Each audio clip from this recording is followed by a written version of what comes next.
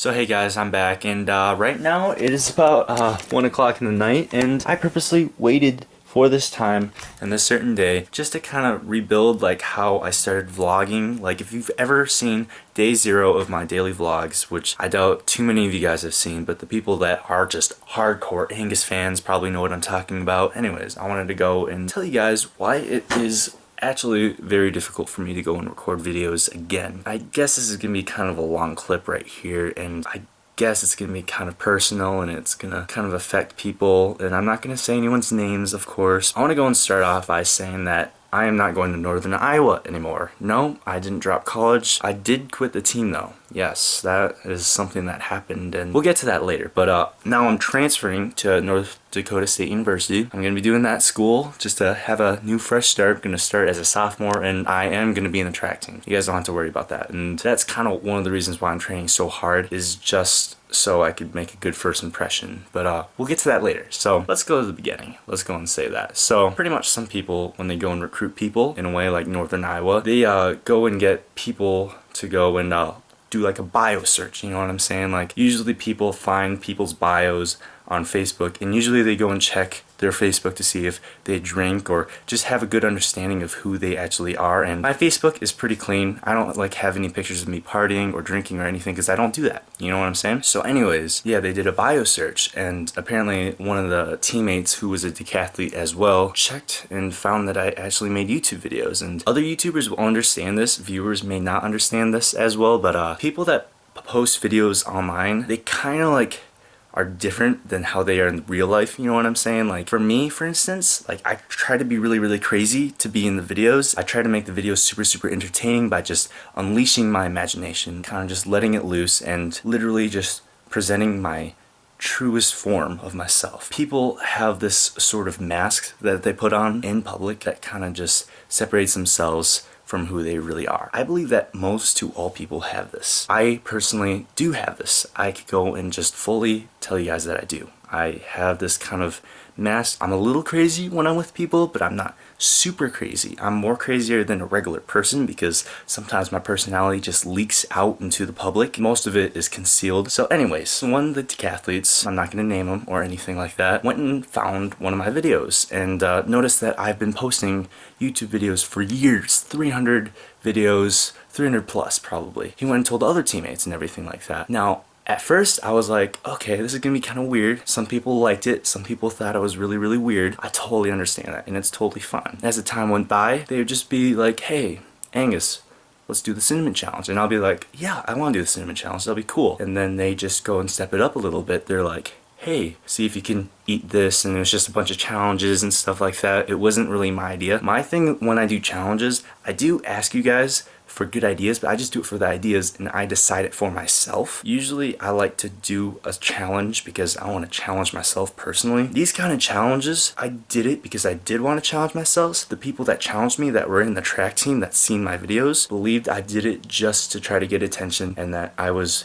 trying to be like someone else. I was just so afraid of my real self that, okay, anyways, that didn't really make that much sense. Pretty much, I was just getting kind of manhandled in the team, and I was being kind of treated as a bitch. I didn't really know that at first. I was just thinking like, oh, okay, so I'm part of the team. It's kind of initiation. I'm a freshman. Some of the stuff I didn't want to do, some of the stuff, it was actually really cool, and there were good ideas, but I guess after a few months went by, about half semester, or no, full semester, some people noticed, some of the girls noticed that I was kind of being treated like the bitch. And me personally, at that time, I didn't know. I thought I was just part of the team. They went and talked to some counselors about me, and they were just saying that Angus is being treated terribly in the team.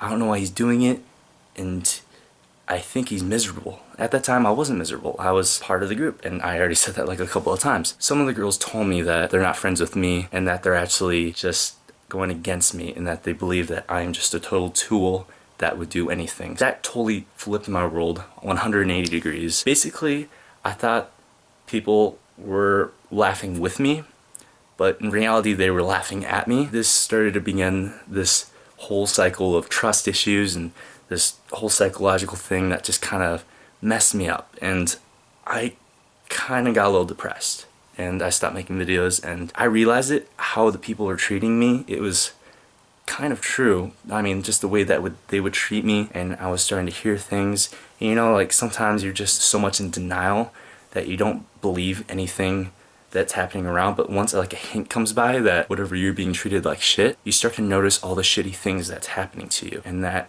it is legitimate. And it's not like it's a self-fulfilling prophecy that it actually started out to be false. It actually was true, and I was being treated like shit pretty much this whole year, but only realized it for the last half year. So pretty much there I was, just freaking out. Just I couldn't do anything, because me personally, I'm a guy that doesn't like to freak out on people. I don't blow steam at people. I don't like to yell at people. I like to be very nice, and I kind of have like this concrete wall in front of me, and I try to not let people know who I really am. They kind of passed that concrete wall, probably because of the YouTube videos, and they realized who I actually was. I was just so freaking freaked out in the head, and I was just so depressed that I quit the team. I didn't even want to do track. I didn't even want to talk to anybody. It was just such a freaking spiral of events till my parents told me that we can go and transfer school, and that's what I wanted to go and do. So that's what I did. And pretty much everyone that asked me why I quit the team, I just said that North Dakota State University compared to Northern Iowa has a better track team.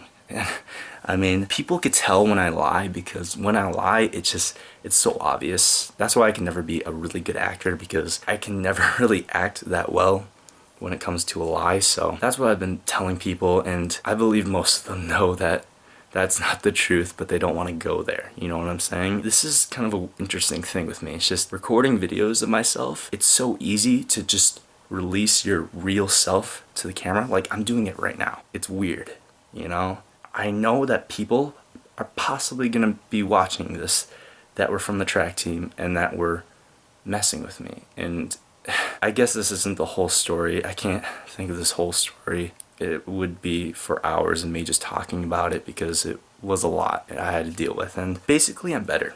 I want to go and just tell you guys that after I quit the team, after I'm transferring schools, I stopped everything, and I just focused on finishing the year, because I was failing all my classes. I finished passing all my classes. I got 24 credits in the year, which was good, and now I'm going to another school for my sophomore year, and I'm going to be a decathlete, and so that's going to be a really cool thing. It was a very interesting experience, and I feel like I somewhat grew up, but I really don't like to grow up, you know? I feel like last year was probably the best year of my life. Just the way how I acted, the way how I just kept making friends. I really liked myself a year ago, and I really want to go back to it, so I'm going to try my hardest to go back to how I was. And so that's why I'm going to keep on recording videos. I'm going to do this. It's going to be very difficult, because it's just like, if the same thing happens in North Dakota State University, I don't know what to do with myself anymore. You know, just the track team, I wouldn't know what to do with myself. So I took a big risk, and I'm gonna approach the new year of North Dakota State University differently than in Northern Iowa. We'll see how that goes,